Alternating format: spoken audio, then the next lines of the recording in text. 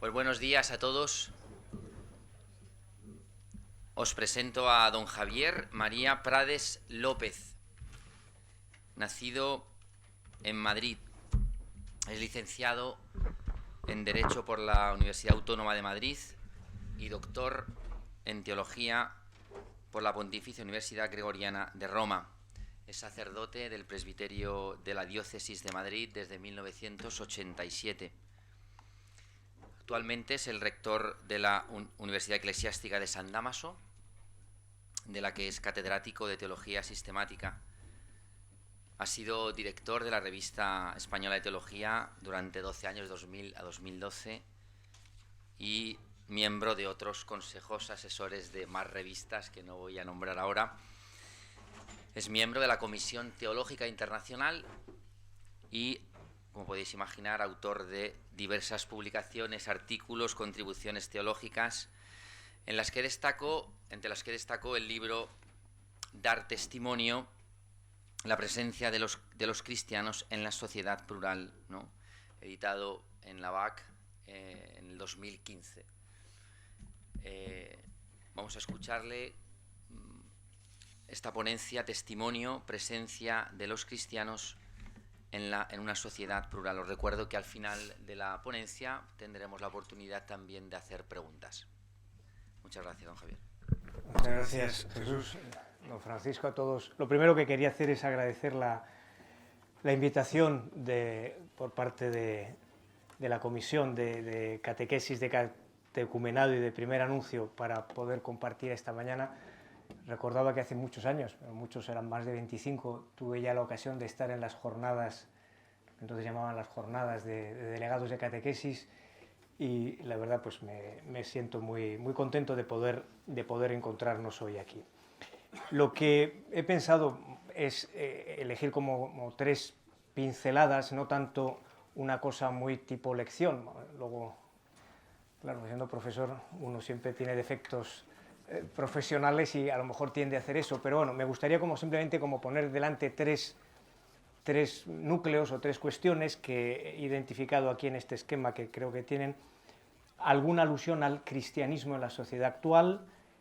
Luego, una reflexión sobre lo que me parece que podría ser desde la Sagrada Escritura una comprensión del testimonio como el modo de comunicar libremente la verdad divina, y luego algunas implicaciones, un tercer momento, quizá más de algunas implicaciones para una sociedad plural como la nuestra, de lo que significa este testimonio de las personas y de las obras.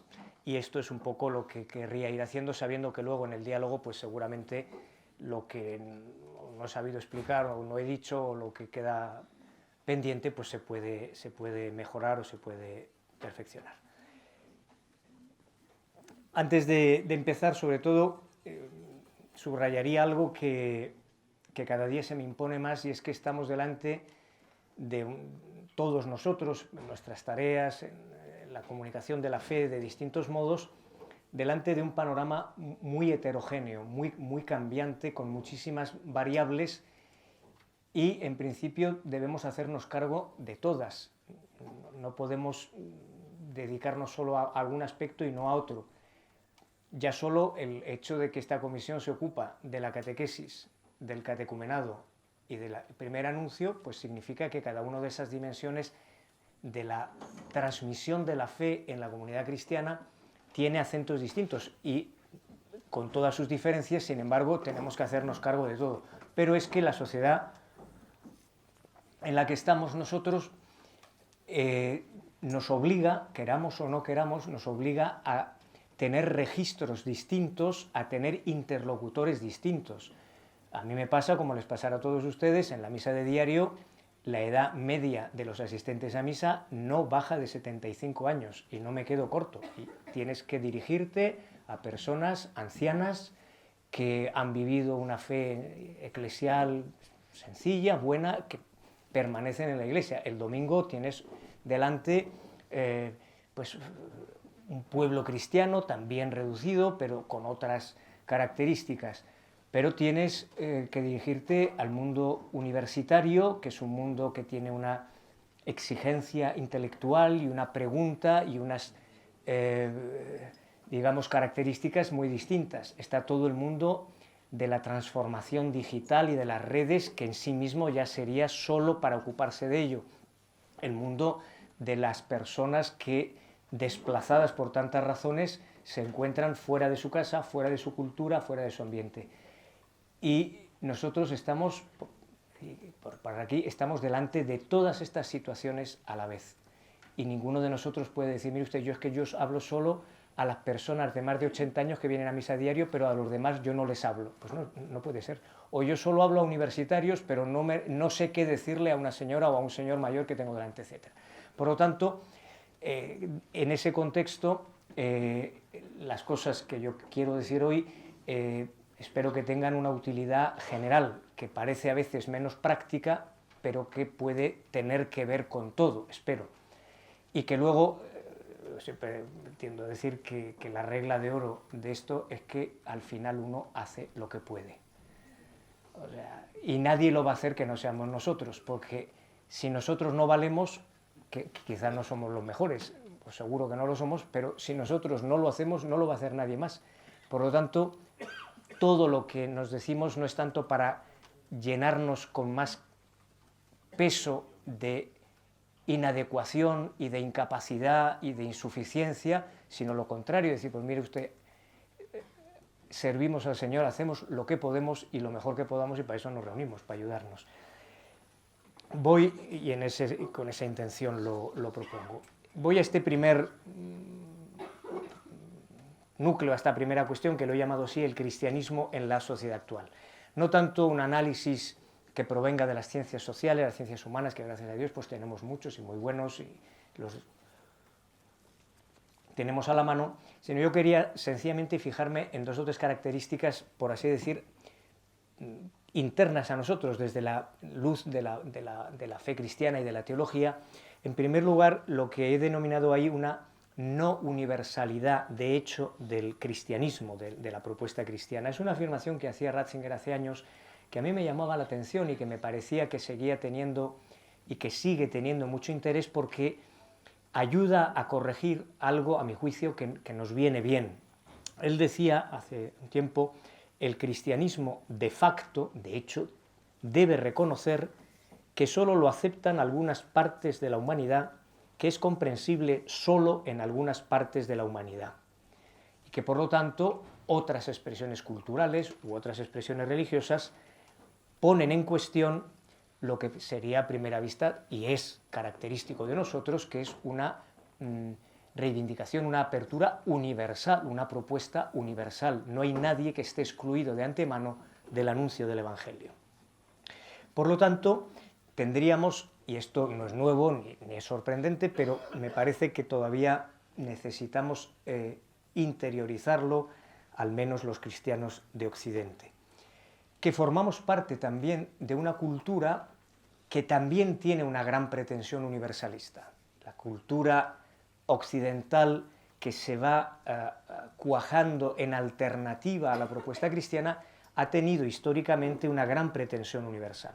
Y a ese respecto decía también Ratzinger en ese pasaje, decía, no existe tampoco una fórmula para todo el mundo, una fórmula racional, ética o religiosa sobre la que todos estemos de acuerdo y que pueda sostener la totalidad. Al menos en el presente, esa fórmula no se puede alcanzar. Hasta aquí la cita. Por lo tanto, tendríamos delante una exclusión de hecho de que lo que nosotros proponemos sea universal, pero en un contexto, al menos el contexto de Occidente, donde tampoco habría unanimidad en una fórmula alternativa. Y esto tiene una larga historia en nuestra cultura de Occidente, porque esta pugna entre el universalismo cristiano, que nace del acontecimiento de Jesucristo y se dirige a todos, y a través de mil peripecias históricas y situaciones muy complejas, el encontrarse enfrente con una alternativa, decir, miren ustedes, lo suyo no ha generado más que problemas, más que guerras e historias. Hace falta una alternativa que va a venir de un ideal ético, de un ideal racional o de religión natural. Esta es una larga historia, una larga historia polémica y conflictiva que no ha dejado satisfechos a nadie, que ha permanentemente dejado inquieta a la cultura occidental, que se ha preguntado y se ha querido alejar de esta forma específica de universalidad cristiana, y que comprueba también, como se dice con una fórmula que hizo Fortuna, que estamos ante una también post-ilustración insatisfecha. El resultado no ha sido el esperado, no hemos alcanzado esa fórmula ética, religiosa o racional en la que todos nos reconozcamos. Es una situación que sencillamente es útil caer en la cuenta de ella para ver cómo movernos. Yo creo que es verdad que de entrada no nos extraña, pues porque las situaciones en las que estamos, y que sin embargo yo creo que ha entrado y que está dentro más de lo que parece, y que no es tan fácil, digamos, ir hacia otro lado. Un diagnóstico no idéntico, pero parecido, o al menos compatible con eso que decía Ratzinger, lo decía también otro gran teólogo católico, Hans Urs von Balthasar, cuando se preguntaba cómo se coloca el cristianismo en el mundo contemporáneo, en el mundo más próximo a nosotros. Y decía algo parecido a lo que decía entonces Ratzinger. Dice: el cristianismo aparece ante los ojos del mundo como una posibilidad entre otras, y desde luego no se puede imponer a la fuerza, sino que tiene que mostrar que es creíble, que es atendible, no solo sin forzar la libertad del interlocutor, sino a favor de la libertad del interlocutor. ¿Cómo se hace eso? ¿Cómo se presenta uno como un concurrente entre otros en un mundo donde cada uno aspira, digamos, a realizar su propio camino, su propia verdad? Decía, una primera manera que ha sido frecuente en la buena apologética, y en la apologética también quizá de otras épocas, es, digamos, exponer los argumentos que nosotros tenemos e intentar convencer al otro de que nuestros argumentos son mejores que los suyos, en el sentido de que abarcan más, de que somos más capaces de hacernos cargo de más aspectos de la realidad, de más aspectos de la vida, y que por lo tanto nosotros vemos más que otros. Esta modalidad es la que von Balthasar llama un método de integración. El catolicismo, el cristianismo, se probaría como más atendible que otras posturas porque es más capaz de integrar en sí todos los aspectos de lo humano, de la vida social, de la vida personal, de la vida cultural o ética que otros. Y que otros tendrían una relativa participación en ese, digamos, ver la totalidad de la verdad. Dice Balthasar que este método, que él denomina de integración, que no es falso en sí mismo, no es que eso que yo he dicho ahora no tenga ningún valor, lo tiene, pero dice tiene una dificultad muy grande. Y es que incluso el propio criterio de decir que el que ve más tiene más razón, hoy puede ser puesto en discusión por otros que piensan que menos es más, y que no hace falta abarcar tanta verdad, y que no hace falta saber tanto sobre Dios, y que es mejor no pretender saberlo todo de todo, sino que a lo mejor un silencio inefable o una actitud modesta es la que más conviene a la humanidad. Y nosotros pues no seríamos ni modestos en ese sentido, ni seríamos respetuosos pues de la indescifrable realidad, que es mejor estarse quietos y no pretender mucho, porque el solo intento de pretender que tú ves más que el vecino ya resultaría lo contrario de lo que tú pretendes. Por eso dice, en la práctica, este sistema que nosotros podríamos entender como el más adecuado para decir: oiga usted, ¿por qué es preferible ser cristiano que ser nada, o que ser musulmán, o que ser yo que sé qué? Pues mire usted, porque ser cristiano es una comprensión, como decimos siempre, empezando por arriba hasta abajo, lo decimos todos, porque es más humano. Pues ese más humano es lo que dice Balthasar, no es falso, pero hay que entender en qué consiste, porque si no, te puedes encontrar al medio segundo con que alguien te dice: pues mire usted, casi déjeme tranquilo, que más prefiero menos, porque ya he visto las consecuencias de su más, y entonces te frenan de entrada. Bueno, ¿qué es lo que...? Dice, ese es un inconveniente de facto, pero dice Baltas, pero hay una cuestión más interesante, y esta es la que a mí me interesa. Dice, en realidad, el anuncio cristiano no puede consistir nunca solo en un mero más en el orden de las ideas, de los razonamientos, no porque no valgan en sí mismos, sino porque en el corazón del anuncio cristiano están la libertad de Dios, Dios es libre, y la libertad del hombre. La propuesta de la libertad divina se dirige al hombre libremente. Y ese libre no se engarza en ninguna cadena de razonamientos. Tú no le puedes hacer a un tipo en la pared, en la pizarra, ponerle el razonamiento, premisa A, premisa B, premisa C, premisa D, ergo, usted tiene que ser cristiano. Pues mire usted, no es solo que eso al otro le puede extrañar, es que nosotros como cristianos no podemos asumir un criterio en el cual no solo no esté presente, sino que no prevalezca, dice, yo lo digo yo ahora con mis palabras, pero dice Baltasar, lo genuinamente cristiano que es que la verdad de la revelación consiste en que Dios libremente ha creado el mundo, libremente ha elegido un pueblo, libremente ha sido fiel a su alianza, libremente ha enviado al Hijo, libremente se ha dirigido a cada uno de los hombres y ha suscitado la libertad de cada uno para la adhesión al Evangelio. Por eso tendríamos delante esta situación de pluralidad, de fragmentación de facto, que es un hecho. Tendríamos que tampoco las alternativas hoy día adquieren esta capacidad universal, y luego que una primera forma de intentar salir de esa fragmentación, si no tuviese en cuenta la verdadera índole del anuncio cristiano y de la propuesta cristiana que tiene en su corazón la libertad, podría no alcanzar los resultados deseados. Decía que esto requiere más trabajo del que pensamos, porque de entrada pues todos somos conscientes que estamos en un mundo fragmentado, en un mundo plural, pues es verdad. Se nota en que podemos encontrarnos con actitudes o posiciones internas nuestras, cristianas, que delatan que no acertamos del todo a encontrar la vía de salida, ¿no? Y aunque no es lo más bonito describir los límites, a veces ayuda, ¿no? Es más bonito siempre decir cosas en positivo, ahora iré, pero bueno, todavía añado cómo me parece ver algunos indicios de que delante de estas dificultades a veces elegimos soluciones insuficientes. Aquí lo que voy a decir ahora lo tomo de un gran teólogo de teología fundamental italiano, Pierangelo Sequeri, que me parece que acierta con esta morfología que voy a decir.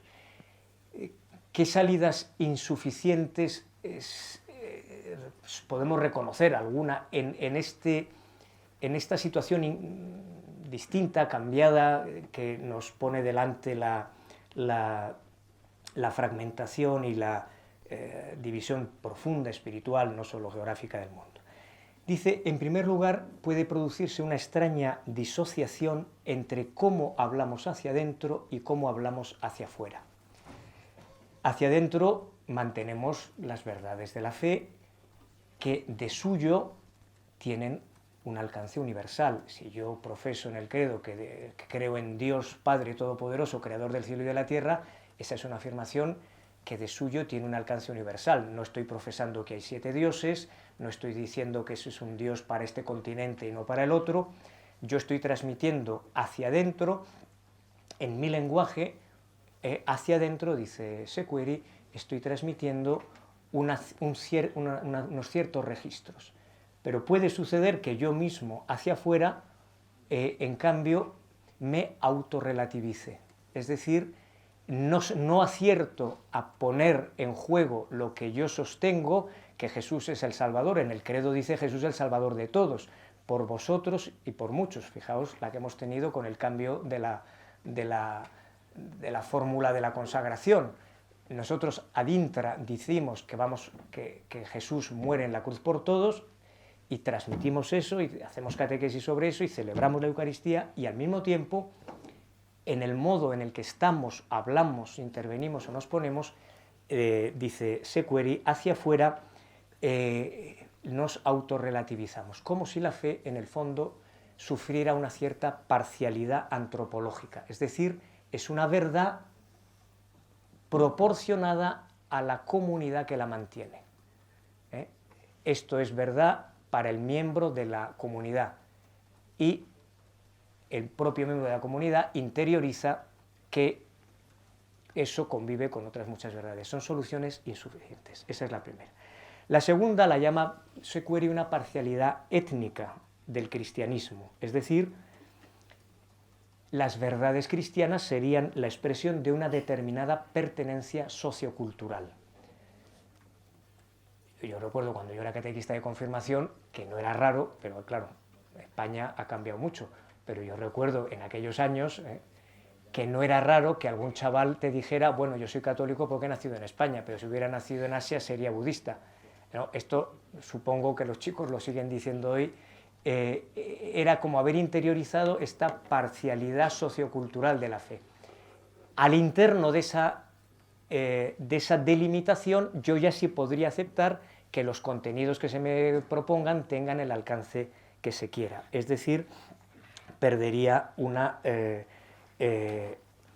no sabríamos cómo resolver efectivamente que el cristianismo se dirige a todos y que si se dirige a todos es porque vale para todos, tiene alcance universal, y en cambio se vería reconducido a esta segunda parcialidad sociocultural. La tercer síntoma que ve Sequeri de que nos cuesta hacernos cargo de esta fragmentación es, dice, lo fácil, lo rápido que ha podido suceder entre nosotros el sustituir el registro de la verdad por el registro de la opinión. ¿Cómo podemos no sentirnos hostigados? ¿Cómo podemos no sentirnos incómodos? No se me va porque luego haré alguna alusión más porque me encantó ayer por la tarde la ronda de los testimonios, me ayudó muchísimo a recolocarme, pero luego diré alguna cosa más. El modo que podemos tener civilizadamente de estar en una situación plural es, digamos, definirnos en nuestras posturas religiosas, éticas y morales como opiniones. ¿Por qué? Porque lo de la verdad arrastra ya una historia muy negativa. Es decir, la historia de la verdad es una historia de opresión, es una historia de intolerancia, es una historia de autoritarismo, es una historia de que no son cosas puramente inventadas, o sea, casi siempre algo hay. Pero el resultado que puede darse, dice Sequeri, es como esta otra incomodidad que uno no quiere decir que es. O sea, si uno piensa lo que es una opinión, claro, yo por una opinión no doy la vida. Aquí somos un montón de curas y de laicos que estamos dando la vida. Dice, oiga usted da la vida por una opinión. Dices, no.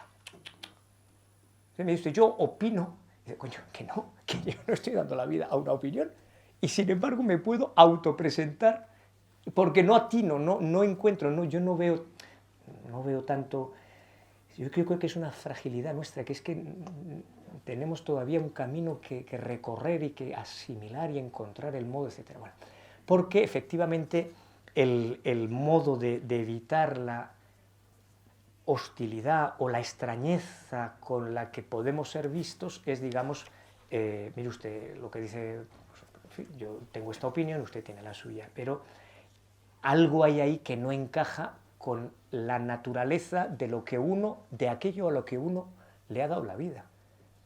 Porque ninguno habríamos dejado nuestros trabajos, ni nos habríamos venido a Barcelona, ni habríamos interrumpido nuestras jornadas y nuestras ocupaciones, ni estaríamos haciendo esto, ni estaríais dando lo que estáis dando, vuestra vida, vuestro tiempo, vuestro entusiasmo, vuestra pasión, para dilatar opiniones. Seguro, seguro.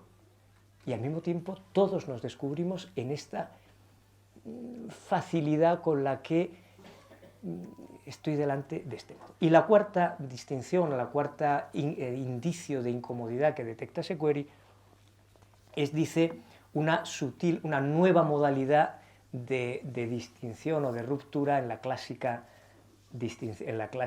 fórmula teológica de la fe y las obras. Es decir, las obras pueden ser seculares, secularizadas, el servicio puede secularizarse y que la fe conserve su autonomía, su naturaleza teologal. Es decir, él convertir, disociar fe y obras de una manera distinta del clásico debate luterano o del clásico debate pelagiano, en una modalidad en la cual puedo preservar una interioridad, interioridad no solo espiritual, sino una interioridad en la comunidad, donde la fe sea teologal, en sentido propio, sea revelada, sea sobrenatural, y que luego, en cambio, las obras, digamos que, dice San Pablo, son la expresión de la caridad, puedan, digamos, legitimarse civilmente en cuanto que perfectamente secularizadas. Y, de nuevo, uno se da cuenta de que hay algo ahí que no está bien resuelto, que tiene todavía que encontrar su camino. El siguiente punto que proponía ahí, no sé dónde lo tengo aquí, es, digamos, que aceptando a fondo que estamos en una sociedad plural y en una sociedad secular y postsecular, ambas a la vez, pero bueno, esto sería para otro día, necesitamos una interpretación pública de la fe, o comprender que la fe en cuanto a experiencia unitaria es al mismo tiempo personal y social, personal y comunitaria, privada, si con esa palabra se quiere decir, relativa a los ámbitos de la intimidad vivida humanamente, y pública en cuanto a la dimensión inherente a toda expresión religiosa y al cristianismo, sin duda, de su valor público. Que la fe pueda ser interpretada de acuerdo a su naturaleza global e íntegra, la que tiene. Porque, vamos, a mí como teólogo me han regañado muchas veces. Dice, ¿dónde está la voz de los cristianos en España? Pues hacemos lo que podemos. Dice, solo hablan los obispos, cuando hablan, ¿no? Y bueno, pues los obispos harán lo que puedan también, supongo, pero vamos, desde luego, si pensamos que la Iglesia Católica solo puede hablar por los obispos, ya estamos delatando de nuevo una evidente insuficiencia de la naturaleza global de la transmisión de la fe en España. Es que es impensable. Y los laicos, si se quiere ser dialéctico, pues yo me defiendo así, pero no resuelvo nada, porque me da igual, o sea, somos juntos, vamos todos en el mismo barco.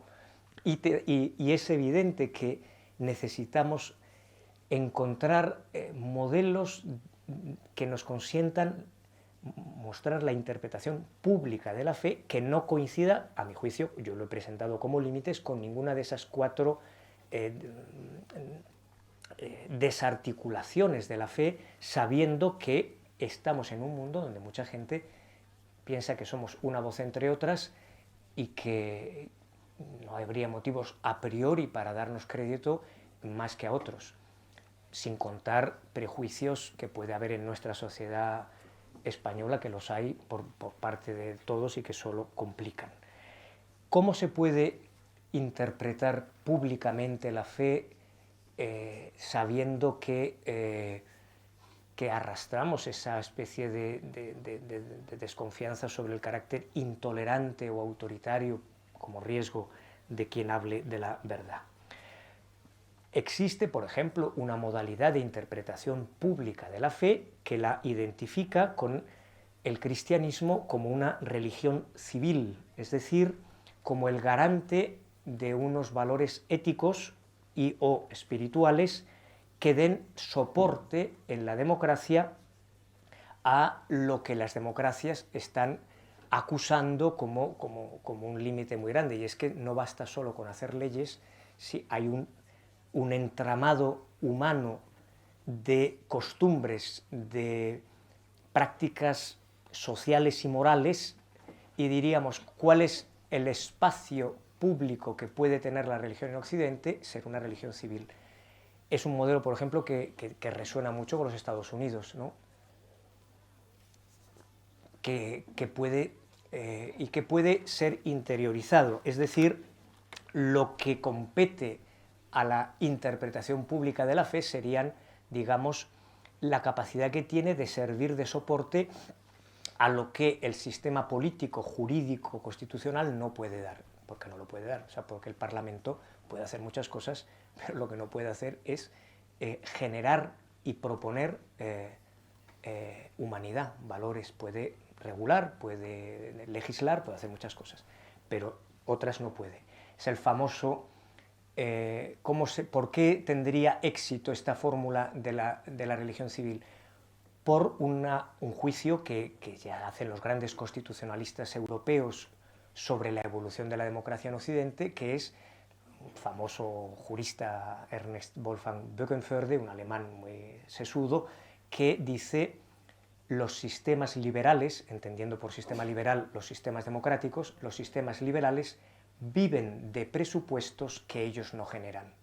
Es decir, el régimen estrictamente jurídico-político de la democracia no genera el sujeto capaz de vivir la democracia. Eso tiene que venir de otra parte, viene de una humanidad vivida, viene de las familias, viene de los colegios, viene de la sociedad, viene de las asociaciones, viene de la vida humana. La vida humana, vivida de un cierto modo, permite que haya sujetos que pueden realizar adecuadamente la democracia en este caso. Y ese sería el espacio en el que habría una posible interpretación pública de la fe en términos de religión civil.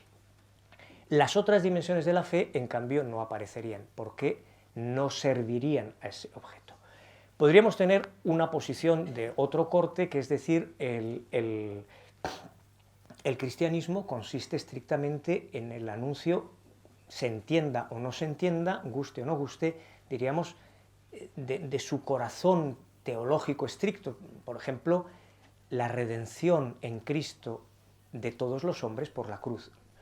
Esto es lo que yo anuncio, esto es necedad para el mundo, pero yo lo anuncio, y la forma pública de presencia del Evangelio es estrictamente la propuesta, la difusión, la comunicación del corazón más misterioso y más enigmático y más genuino de la fe cristiana, que es Jesús, el Hijo de Dios, ha muerto en la cruz por todos. Si queremos tener una interpretación pública de la fe, lo que hace falta es decir esto públicamente. Ni la primera posición ni la segunda dicen cosas falsas. Lo que yo he dicho antes no es falso. Es decir, que la religión ofrezca soporte ético y espiritual a la democracia no es falso. Y que la religión, en nuestro caso el catolicismo, anuncie que Jesús, el Hijo de Dios, muerto en la cruz, ha redimido a todos los hombres, figuraos si es falso. La cuestión es cómo se integran y cómo se proponen. Y por eso me parece necesario, y por eso digo, me parece que es una cuestión que está todavía muy abierta, muy en el laboratorio para todos nosotros, el darnos cuenta de qué es lo que se pierde en estas dos posibilidades. Si nos resignásemos o aceptásemos solo lo que he dicho de la primera, se nos quedaría fuera el corazón mismo de la fe. Nosotros no somos una agencia espiritual, nosotros somos los que hemos sido encontrados por nuestro Señor Jesucristo. O sea, como decía Ana ayer, yo me encontré con Jesús y ella venía de un mundo de valores. Pues por eso yo los escuchaba ayer y es que me entraba por los poros lo que estaban diciendo estos chicos ayer. Es decir, me he encontrado con Jesús. Es decir, eso, si la primera postura de las dos que he dicho se tomase en un sentido excluyente, el itinerario que había descrito ella ayer quedaría cojo. ¿Y qué es lo que se queda fuera en la segunda? Se queda fuera que el anuncio de la cruz redentora incluye todas las dimensiones de lo humano, y por lo tanto que la ética y la política y las costumbres son parte inherente, integrante del anuncio cristiano. Por lo tanto, que uno puede decir, no, mire usted, yo anuncio la cruz de Jesucristo y lo demás no me interesa, porque yo no tengo nada que ver. No, ni solo el aspecto que he dicho en la primera, ni solo el segundo. Necesitamos, en la medida de lo posible, recuerdo lo que decía al principio, necesitamos descubrir el modo integral de proponer la fe. Por eso, ahora doy un pequeño salto mortal, me voy al segundo núcleo para no pasarme de rosca. Yo querría proponer una cosa que me parece que va en esa dirección, que me parece que ayuda a mirar de una manera integral, de una manera completa las dimensiones de nuestra experiencia cristiana, en torno a la categoría de testimonio, porque es crucial. Luego nosotros tenemos que educar en la fe, pero para eso tenemos que saber de qué experiencia hablamos, porque dependiendo de lo que yo quiero transmitir, luego todo lo demás irá en consecuencia. A mí es una cosa que me gusta mucho. Cuando la vi, no sé, a mí me persuadió mucho, me gustó muchísimo y por eso la propongo aquí, que es interpretar el testimonio cristiano, digamos, el modo de estar en la sociedad, que se haga cargo de que mucha gente puede de entrada pensar que yo soy una opinión entre otras, que puede haber quien no está nada de acuerdo conmigo, que yo no renuncio a la verdad ni renuncio al revés a la libertad. En todo este cuadro que he descrito así un poco a las carreras, me parece que hay muchas, pero hay una interpretación de San Pablo, de la Escritura, que es muy rica. No digo que diga todo, ni que lo sepa, o sea, ni que hablar que todo, pero es muy rica, que es precisamente la categoría paulina del testimonio como culto razonable. La primera vez que me saltó esto a los ojos, no es que yo sea muy listo, es que leí Sacramentum Caritatis número 85, y Ratzinger sí era listo. Entonces dice ahí lo siguiente, con ese trasfondo que he dicho antes, dice lo siguiente este número: nos convertimos en testigos cuando a través de nuestras acciones, palabras y modo de ser, otro con mayúscula, aparece y se comunica. Se puede decir que el testimonio es el medio con el que la verdad del amor de Dios alcanza al hombre en la historia y lo invita a acoger esta novedad radical. En el testimonio Dios se expone, esta es una frase desconcertante en el magisterio de la Iglesia, en el testimonio Dios se expone, por así decir, al riesgo de la libertad del hombre. Jesús mismo es el testigo fiel y veraz, ha venido para dar testimonio de la verdad. Por lo tanto, en este texto muy denso y a mi modo de ver muy potente, vemos que el testigo remite a otro. Era precioso escuchar ayer a los dos, a los tres, porque también lo de Bruno fue estupendo. No te quedas pensando en qué majo es este capuchino, qué majo es este cura de Barcelona y qué maja es esta chica, sino que tú das gracias a Dios. Porque los tres lo dijeron. O sea, los tres ayer, según este canon de la Sacramentum Caritatis, los tres ayer fueron testigos de la verdad, del amor de Dios, y de cómo su libertad había acogido a un Dios que se expuso hacia ellos. Se expuso, pudieron no haberlo acogido. Anda que no te puedes quitar de encima un anochecer con luna sobre el mar en Barcelona, como si no hubiera terrazas en Barcelona. Dice, mire usted, es que en Barcelona solo hay una terraza, que es la mía. Entonces, el único que ve el mar, con la torre, no sé si la Akbar o la otra, o la del hotel del fondo, el único que ve en Barcelona la luna soy yo. Entonces, claro, como yo vi la luna, claro, pensé en Dios. Hombre, por amor de Dios, es que la luna, el mar y las torres de Barcelona la ven centenares de miles de personas todos los días. Y sin embargo, uno cede en ese instante y testimonia desde ese día para adelante otra cosa. Fantástico. Y sigue ese número. Dice, el Papa digamos, prolonga el texto a la modalidad por antonomasia del testimonio, que es el martirio, que esto también ayuda a aclararnos, ¿no? Dice, y es donde cita Romanos 12:1, dice, recuerdo un concepto muy querido de los primeros cristianos, pero que nos afecta a nosotros. El testimonio, hasta el don de sí mismo, hasta el martirio, ha sido en la historia de la Iglesia la cumbre del culto espiritual. Ofreced vuestros cuerpos. Romanos 12:1. Aquí el Papa vincula testimonio con culto espiritual. El cristiano ofrece su vida en el martirio, en plena comunión con la Pascua de Cristo, y se convierte en Eucaristía. No faltan en la Iglesia hoy mártires. Dice, sin embargo, aun cuando no se requiera la prueba del martirio, sabemos que el culto agradable a Dios implica esta disponibilidad, se manifiesta en el testimonio alegre y convencido ante el mundo de una vida cristiana coherente allí donde el Señor nos llama a anunciarlo. Tenemos pues aquí el enganche entre el testimonio y el culto razonable, y me parece que es muy fecundo, es muy bonito. ¿Por qué? Si vamos a San Pablo y recordamos el pasaje al que me remite Sacramentum Caritatis, dice San Pablo, lo sabemos todos de memoria: os exhorto, hermanos, por la misericordia de Dios, a que presentéis vuestros cuerpos como sacrificio vivo, santo, agradable a Dios. Este es vuestro culto razonable. No os amoldéis a este mundo, transformaos por la renovación de la mente, para que sepáis discernir cuál es la voluntad de Dios, qué es lo bueno, lo que le agrada, lo perfecto. Esto es 12, Romanos 12.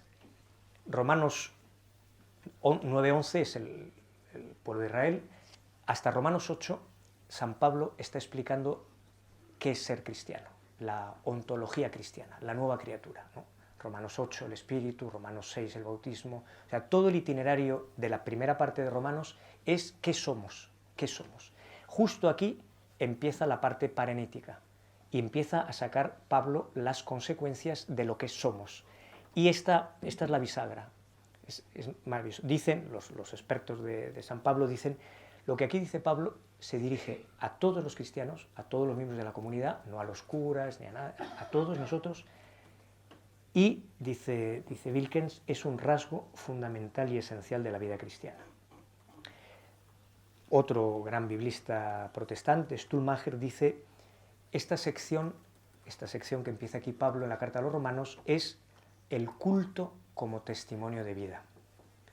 Y es lo más nuestro, verdaderamente lo más nuestro, lo más genuino, lo que nos distingue respecto de la historia del pueblo de Israel, respecto del Islam, respecto de cualquier otro culto pagano o de cualquier no culto de lo que hay por ahí.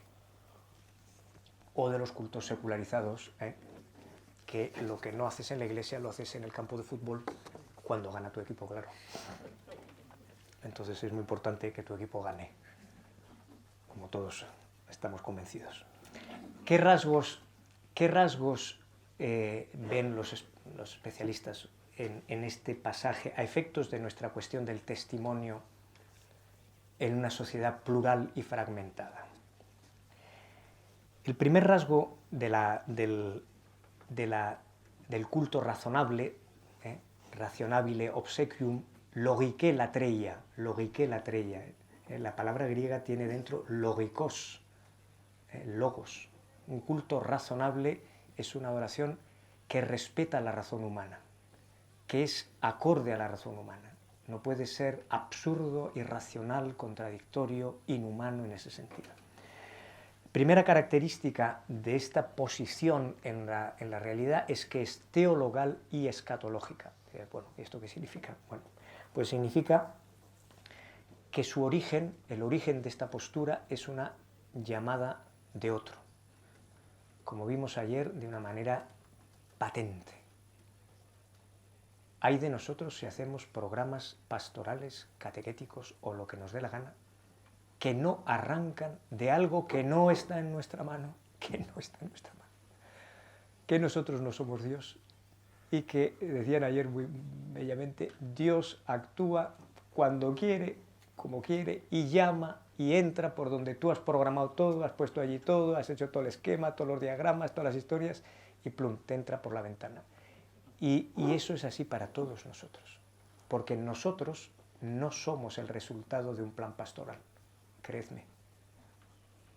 Nosotros somos el resultado de una llamada libre de Dios que hemos acogido libremente. Y eso no estaba a disposición nuestra.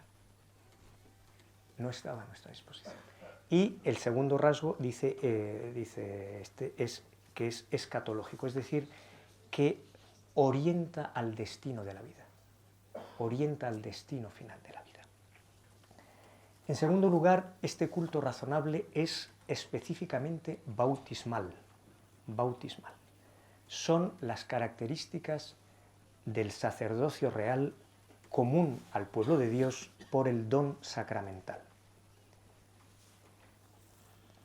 En tercer lugar, el culto razonable se traduce en donación, en ofrecimiento, es decir, en una entrega de sí. Por tanto, es un culto amoroso. Un culto amoroso. En cuarto lugar, es un culto integral. Abarca no solo lo interior o lo espiritual, sino reconocible en la vida cotidiana, y por eso la corporalidad. La corporalidad nos inserta en el cosmos y nos inserta en la sociedad, y lo que se ofrece no son las intenciones, no son los pensamientos, se ofrece la concreción humana que se traduce bellamente en la corporalidad. Y el quinto rasgo de este culto razonable es, dice Pablo, ante el mundo, ante el mundo. Se trata de una modalidad de descripción de la experiencia cristiana que creo yo que a distancia dialoga bien con el horizonte que hemos visto. Evidentemente en el siglo I de nuestra era ni había internet, ni había redes, ni había metaverso, ni había nada. Pero creo que estos rasgos soportan bien el paso del tiempo. O sea, valen hoy, valen. O sea, que una vida vivida así es vida cristiana y es la contribución que se ofrece a un mundo como el de hoy. Segundo aspecto que es bonito de este pasaje de Pablo en la clave de Sacramentum Caritatis es la transformaos por la renovación de la mente. Es una expresión muy cargada de significado y creo yo que muy valiosa, ¿no? Transformaos, en griego está hablando, es la metamorfosis, metamorfusce, es la palabra metamorfosis, una transformación radical. Y es muy interesante que esta palabra ha tenido acogida en la sociología de la religión. Uno de los grandes sociólogos, los grandísimos sociólogos del siglo XX-XXI, Ulrich Beck, escribe uno de sus últimos libros, La metamorfosis del mundo. Y el tipo dice, oiga, usted ha explicado todos los procesos de cambio de las sociedades avanzadas en términos de evolución y revolución. Y ahora usted abandona ese lenguaje secular y óptimo y usa una palabra que no era frecuente en las categorías sociológicas, y habla de metamorfosis. Y dice, sí, es que yo quiero decir otra cosa. No sé qué quiero decir, pero lo que hemos visto hasta ahora en términos de evolución o de revolución no vale para entender, para hacer un esfuerzo por entender. Pues bien, Beck, que apela a este término para intentar identificar, es un libro póstumo, se publicó un poquito después de que él muriese, y es una de las cumbres del análisis de las sociedades evolucionarias de Occidente. Usa el mismo término que usa San Pablo, una transformación radical, que consiste, dice, en la anakainosis, en la renovación de la mente. Tu nous, el nous, la renovación de la mente. Y previamente hace una advertencia, no seáis esquemáticos. Lo que ahí traducen siempre, no os amoldéis al mundo, literalmente en griego es no seáis esquemáticos. Y es fantástico, porque frente al esquema, ayer también se hablaba de esquematismos, de rigideces que podemos tener nosotros, frente al esquema, dice, no, oiga usted, es que si no hay esquema hay caos. No, pues mire, no. No hacen falta, para no estar en el caos, no hace falta solo el esquema, sino la forma, metamorfosis. Sí que hace falta forma, porque no estamos hechos para el caos, estamos hechos para el cosmos, pero el cosmos tiene forma, no esquema. Y dice luego, muy bellamente, la forma es Cristo. Pero Cristo no es un esquema, es lo que decía al principio Baltasar. Lo nuestro no es un esquema que es más grande que el de los demás. Dice, los cristianos somos los que llevamos un esquema triple, un maxi esquema. Y entonces en nuestro esquema entran todos los esquemas. Que no, lo nuestro es una forma viviente que rescata del caos. Y vamos, me quedo tranquilo que lo dice San Pablo. Me susquematícese, no seáis esquemáticos, metamorfusce. Transformaos profundamente por la renovación de la mente. Este versículo yo me lo escribiría encima de mi mesa, vamos, yo no me olvido de él nunca. Pues, ¿en qué consiste esta renovación de la mente? Uno de los grandes biblistas de San Pablo, que a mí me gusta muchísimo, Heinrich Schlier, dice una cosa que me parece sumamente sugestiva, sugerente. Dice, la renovación de la mente es, dice Schlier, para Pablo no es otra cosa que una mirada sobre la realidad, una apertura a la realidad. Estas son, así explica Schlier la renovación de la mente. ¿Por dónde empieza? Por una apertura de la mirada. Parece nada, que tenemos tantos problemas que dices, oiga usted, es que si me pongo ahora a empezar desde la mirada o desde la apertura a la realidad, voy a tardar siglos. Pues a lo mejor tardamos siglos, pero iremos para donde tenemos que ir. Porque si no queremos hacer esto, repetiremos esquemas, y luego nos extrañaremos de que la gente esté hasta el moño de nuestros esquemas. Y dice, pues no lo entiendo, si el esquema estaba bien, pues claro, si es que el esquema está bien, pero es un esquema. Y ayer ninguno de estos chicos se hubiera movido 1 milímetro en su vida por un esquema. No se movieron, vamos, testigos sois como yo, sino por cosas mucho más parecidas a lo que dice aquí Schlier como intérprete de San Pablo. La renovación de la mente que implica una mirada, una apertura. Y insiste, Schlier sabía de lo que hablaba, es un hombre absolutamente increíble en su propia biografía, es un tipo fantástico. Y dice, los cristianos están llamados a una permanente, a una disponibilidad a cambiar ellos. No nos viene mal, porque somos mucho más rápidos, ¿no?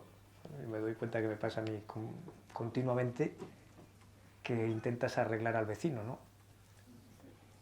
Sobre todo cuando además que te vienen a pedir consejo, o sea que es que estás totalmente legitimado porque la gente te viene a preguntar y tú le tienes que arreglar las cosas, ¿no? Y sin embargo, el origen de ese cambio, de esa apertura de la mirada, para Schlier en la Carta a los Romanos, es estar dispuesto a dejarse cambiar uno mismo como inicio de la transformación cristiana del mundo,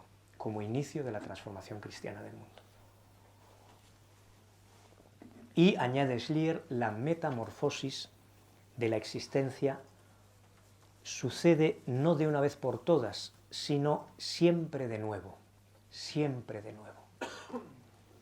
Y esto también nos da esperanza, ¿no? Porque los que somos lentos, pues necesitamos volver a oír que la metamorfosis de la vida es siempre de nuevo.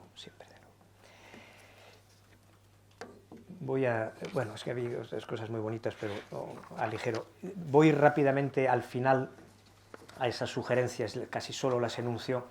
Disculpadme que sea un poco a saltos, pero por intentar mencionar cosas que sirvan. En esta sociedad que no nos tiene por qué conceder de entrada particulares ventajas o privilegios a nuestra posición, a nuestra cosmovisión, y que necesitamos este culto razonable, esta forma de vivir que es no adaptarnos, no ser esquemáticos, poner ante todos una forma que cambiándonos de dentro cambia el mundo. Yo doy aquí algunas sugerencias que se me ocurren, esto es puramente enunciativo, como me parece que esa integridad de la experiencia cristiana como culto razonable, en términos de San Pablo, puede traducirse, o con algunas pistas, en las sociedades nuestras. Una primera sugerencia es que esa mirada de la que habla Schlier permite, una mirada de gracia, permite darnos cuenta de que el otro es un bien. Es un bien, ya lo sabemos que lo pone el catecismo, que toda persona tiene una dignidad inalienable al ser imagen de Dios, y que esa afirmación absolutamente verdadera encuentra su traducción existencial en una mirada que considera al otro un bien. Y es tan fácil de decir como exigente en el camino de la vida, porque el otro es un bien hasta que es desordenado, hasta que es ruidoso, hasta que es desobediente, hasta que es molesto, hasta que me toca las narices o hasta lo que queramos. Y por eso una profunda metamorfosis que tiene que volver a suceder siempre. Esto es lo que no puede asegurar la política. Ninguna ley nos puede obligar, en nombre de la ley, a reconocer que el otro es un bien. Pero si no hay personas para las cuales el otro es un bien, democracia será el puro nombre vacío de una imposición del poder. No hay tutía. Democracia funciona si hay cuanta más gente mejor para la cual el otro es un bien. Y en ese sentido, lo que dice Buchenwald tiene todo su valor a partir de que haya lugares en los cuales no se produzcan solo súbditos ni solo ciudadanos, sino personas. Y personas que a la luz del Evangelio formulen esto. Esto tiene una implicación, parece una cosa que puede valer para los niños de primaria, pero que tiene, creo yo, un alcance político enorme. Segundo lugar, a lo largo de un proceso en el tiempo y con relaciones verdaderas. También ayer pues, me encantó escucharlos a los tres, porque me parece que es inherente a nuestro camino, el Papa lo dice mucho, ¿no? Empezar procesos más que ocupar espacios. Eso vale oro, a mi juicio vale oro. ¿Por qué? Pues porque es así, porque cada uno de ellos tendrá mañana o hoy un impacto en la sociedad, espacios, a partir de los procesos que ha vivido. Si nos obsesionamos con los espacios sin los procesos, en el mejor de los casos producimos un impacto superficial y ni siquiera muchas veces eso. La justificación teológica de este punto educativo es lo que decíamos antes, la libertad de Dios que se dirige a la libertad humana. Ese es el contexto de un proceso dramático. Que la libertad no impone. Sería muchísimo más rápido si Dios quitase la libertad, ¿no? Ya lo dijo el gran inquisidor, y desde entonces todos los inquisidores, en el sentido en el que Dostoyevsky lo utiliza. Si quitamos la libertad, va todo mucho más rápido. No sé si va todo mejor, pero más rápido seguro. Y todos los tiranos de este mundo han sentido como enemigo la libertad. ¿Para qué queréis libertad? Esa ya la hemos oído. ¿Libertad para qué, verdad? Correcto. Pues nosotros no. Nosotros no. Los procesos no es una astucia, no es una habilidad, es el respeto de la naturaleza teologal de lo nuestro, que es que Dios se ha expuesto. Y como se ha expuesto, pues el camino para que se reciba lo que Él entrega es un largo proceso. Termino. La integridad de la experiencia, persona-comunidad, pone en valor socialmente las pertenencias, y esto es muy interesante hoy, porque la pertenencia es una categoría discutidísima, en parte sospechosa. Si yo pertenezco, pierdo la autonomía que nuestras sociedades seculares identifican con la libertad. No es lo mismo autonomía que libertad. Autonomía tiene su importancia, su campo semántico y su relevancia, pero no es el equivalente de la libertad, ni mucho menos, como es obvio. Por lo tanto, una verdadera libertad no es incompatible con la pertenencia, propiamente al revés. No madurará una verdadera libertad si no pertenece. Para empezar, tiene que pertenecer a Dios. Una libertad que no pertenece a Dios desde Adán y Eva hasta nuestros días. O sea que figuraos si las hemos visto. Por lo tanto, el valor de las pertenencias que se traduce en la agregación social, en la generación de cuerpos sociales, en la experiencia concreta de que formar parte de una cofradía, de una asociación de antiguos alumnos, de un sindicato, de lo que queráis, es, en la medida en que esas realidades estén vivas y ordenadas a estos fines, es imprescindible. Porque lo peor de todo en esta sociedad fragmentada es que además esté atomizada individualísticamente. No ganamos nada Desde luego los cristianos no ganamos nada con el individualismo, pero seguro. Por lo tanto, que la pertenencia, ahora eso sí, que no sea discriminatoria, nosotros ellos. Ese es el lado oscuro de la pertenencia, nosotros ellos. Pero es que nuestra pertenencia, en principio, es que nosotros es potencialmente todos. No hay un ellos al que no se dirige el Evangelio. Es que ese es antropófago, no puede ser cristiano. Lo que ha sucedido más bien en la historia es que el antropófago se ha comido a algún jesuita en el proceso por el cual el antropófago ha dejado de serlo. O algún franciscano, o algún dominico, o a quien sea. Por lo tanto, de lo nuestro, a priori no está excluido nadie. Y esa es la forma, si Dios quiere, de que esas otras pertenencias sociales no se cierren. Bueno, el valor de la dependencia para la libertad. Si la libertad fuera solo autonomía, todos los que no son autónomos no serían libres. Y están ya en la rampa de salida para quitarlos de en medio. La dependencia permite respetar a los vulnerables, a los que no se valen por sí mismos, a aquellos cuyo único valor es depender. Y ese puede ser un testigo de la libertad de Dios que se expone al hombre.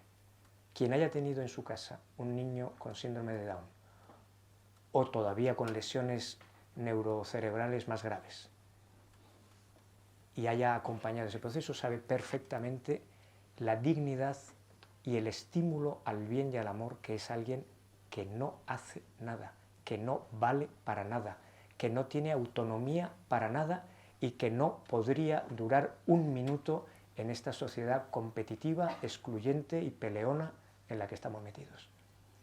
Y por lo tanto, la dependencia como una contribución a la libertad de todos. Y luego, brevísimamente, de individualismo y comunitarismo, la inmensidad de las necesidades. Lo bonito de la idea del culto razonable es que sostiene el camino sabiendo que no vas a resolver las necesidades. Yo esto lo pensé, perdonadme que me estoy pasando y ya termino. Algunas veces que me ha tocado ir a América Latina, yo no estaba allí trabajando directamente, pero he ido a dar clases, a encontrar gente, a visitar iniciativas, obras, etc. No olvidaré en mi vida, de las varias veces que he estado en una iniciativa de promoción de la mujer y de alfabetización en la periferia de Lima, que si conocéis la periferia de Lima son unas colinas polvorientas, grisáceas, una cosa que es un espanto, que pierdes la vista en el horizonte y son colinas y chabolas de primera, de segunda, de tercera o de cuarta generación, ¿no? Ya cuando la chabola lleva 40 años, pues ha evolucionado un poco respecto de... Y las primeras son sencillamente una estera en el suelo, como no llueve nunca, pues tú ocupas 4 metros cuadrados, pones la estera y esa es tu casa. Bueno. Y ves allí, en medio de centenares y centenares de miles de personas, una iniciativa que atiende a 200 madres y a 300 niños. Esto no funciona. Así no vamos a acabar nunca. Y la tensión de omitir este camino del culto razonable y elegir otros caminos para transformación que resuelvan las necesidades, te entra por los ojos. Dices, joder, qué difícil es no pensar que aquí habría que hacer otra cosa. Y ciertamente hay una serie de escalones intermedios, faltaría más. Pero que en el corazón de una acción cristiana de transformación de la sociedad está esta concepción del culto razonable o es otra cosa, a mi juicio personalmente no me deja duda. Y eso, al final, como os decía antes, frente a la ambigüedad de disociar fe y caridad, de nuevo San Pablo, que es un genio, fides que per caridad en operatur, la fe que obra por la caridad en Gálatas 5, hoy tenemos una baza como yo creo que nunca hemos tenido en una comunicación de la caridad cristiana a efectos de la presencia pública de la Iglesia como nunca. Ya no se oye tanto, no digo que no se oiga, pero ya no se oye tanto la ridiculización de la caridad cristiana como freno a la transformación social. Yo tampoco soy muy viejo, pero yo eso lo he oído con mis orejas. Es decir, la caridad cristiana es contraria al progreso. La caridad es un freno al progreso. Luego ya viene la caricatura típica de la señora enjollada y llena de pieles que va allí a dejar con 2 dedos una bolsita a los pobres. Quitemos la caricatura. Pero el juicio crítico contra la caridad cristiana era el pan nuestro de cada día hace 30 años, que yo tampoco soy tan viejo. O sea, que yo he estudiado, cuando yo estudiaba esto era así. Yo he estudiado Derecho en la Autónoma de Madrid y era así, Derecho del Trabajo. Primera premisa, señores, la caridad cristiana frena el progreso, porque no corrige la infraestructura. Hoy, crisis del 2008, ¿habéis oído en el lío mayúsculo que vivimos una crítica a la acción capilar de las parroquias y de Cáritas? ¿Alguien critica hoy a Cáritas por su presencia y arraigo capilar en el servicio a las necesidades de la gente? Ni la derecha ni la izquierda. En los términos clásicos de la crítica a la caridad que hemos oído siempre, yo creo que tenemos ahora una ocasión favorable. Parece tantas cosas desfavorables, pero esta, a mi juicio, es a favor nuestro. Porque si esa caridad es no disociada de la fe, sino la experiencia integral de que la fe obra por la caridad, en este sentido, a mi modo de ver, hoy tenemos una modalidad facilísima de testimonio. Bueno, perdonad que me he pasado de lo que debía y basta.